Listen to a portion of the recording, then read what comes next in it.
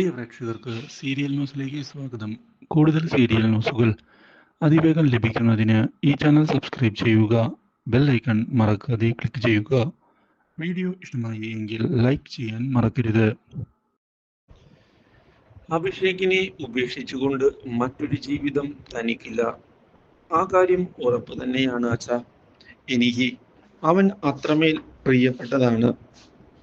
അവനെ വിട്ടുകളയാൻ എനിക്ക് സാധിക്കുകയില്ല. അത് ഞാൻ പണ്ടേ തീരുമാനിച്ചതാണ്. മോളെ, അപ്പോൾ രാഹുൽ നമ്മളെ എല്ലാവരെയും ചതിക്കുകയാണ് എന്നുള്ള കാര്യം ഞാൻ അച്ഛനോട് പറഞ്ഞതല്ലേ? ആ ദുഷ്ടനെ വിശ്വസിക്കാൻ പറ്റില്ല. അവൻ സ്വത്തുക്കൾക്ക് വേണ്ടിയാണ് ഇതെല്ലാം ചെയ്യുന്നത് അച്ഛാ. നീ പറയുന്നത് എനിക്ക് മനസ്സിലാകുന്നുണ്ട്. ശരി, നമുക്ക് ഇതിനൊരു പോംവഴി ഉണ്ടാക്കാം. ആ കാര്യത്തിൽ ഇനി ഒരു സംശയവും നമുക്ക് വേണ്ട എന്ന് ഉറപ്പിച്ചുകൊണ്ട് കാര്യങ്ങൾ മുന്നിലേക്ക് നീക്കുകയാണ് ഇപ്പോൾ റാംമോഹൻ. ഇനി അവനുള്ള തിരിച്ചടി നമ്മൾ കൊടുക്കും. അവൻ അങ്ങനെ മിടുക്കനാവണ്ട അഭിഷേകെ. ഞങ്ങൾ എന്തായാലും പോയിട്ട് വരാം. ഇവിടെ യാതൊരു കുറവും നിനക്കുണ്ടാവുകയില്ല എന്ന് ഞാൻ ഉറപ്പ് നൽകാം. ഇനി ആ രാഹുൽ, അവന് ഒരു തിരിച്ചടി കൊടുത്തേ പറ്റൂ. അത് ഞങ്ങൾ ഉറപ്പിച്ച കാര്യമാണ് എന്ന് പറഞ്ഞ് ഇഷയെയും കൂട്ടിക്കൊണ്ട് അവിടെ നിന്ന് റാംമോഹൻ പോകുന്നു. ഇതേ സമയം ഇനി ആ മുതുക്കിളവന്റെ ശല്യം ഉണ്ടാവുകയില്ല. സ്വത്തുക്കൾ മുഴുവൻ കൈക്കലാവുകയും ചെയ്തു. അപ്പോഴാണ് ഒരു വണ്ടി വരുന്നതിന്റെ ശബ്ദം കേൾക്കാൻ ഇടയാകുന്നത്. ഇതോടെ തിരിഞ്ഞു നോക്കുമ്പോഴാണ് ജീപ്പിൽ റാംമോഹനും ഇഷയും. എന്ത്, ഇവർ മരിച്ചില്ലേ? ആ രാഹുൽ മോനെ, എന്തു പറ്റി? ഇത് കണ്ട് രാഹുൽ ഒന്നുമില്ല അങ്കിൾ, ഞാൻ അങ്കിൾ പെട്ടെന്ന് വന്നപ്പോൾ ഒന്ന് നോക്കിയതാ. അതെന്താ രാഹുൽ, ഞങ്ങൾ തിരികെ വരില്ല എന്ന് നീ കരുതിയോ?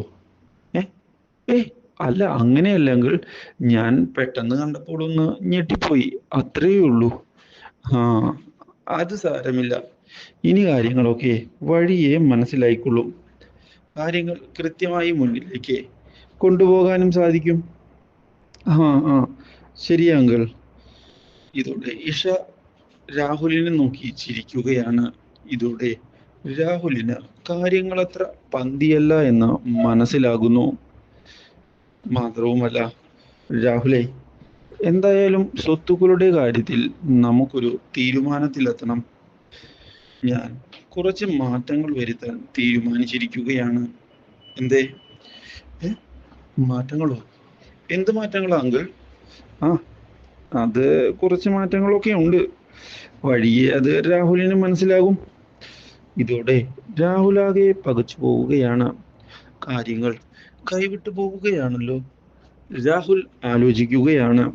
ഇതേ തുടർന്ന് രാഹുലിനെ ഞെട്ടിച്ചുകൊണ്ടാണ് സ്വത്തുക്കൾ രാഹുലിന്റെ കയ്യിൽ നിന്ന് തിരികെ വാങ്ങുന്നതിനുള്ള തീരുമാനം പറയുന്നത്. ഇത് കേൾക്കുന്ന രാഹുലാകെ പകച്ചു പോകുന്നു. ദൈവമേ, കാര്യങ്ങൾ കൈവിട്ടു പോയോ? ഇനി എന്തു ചെയ്യും? രാഹുൽ ആലോചിക്കുകയാണ്.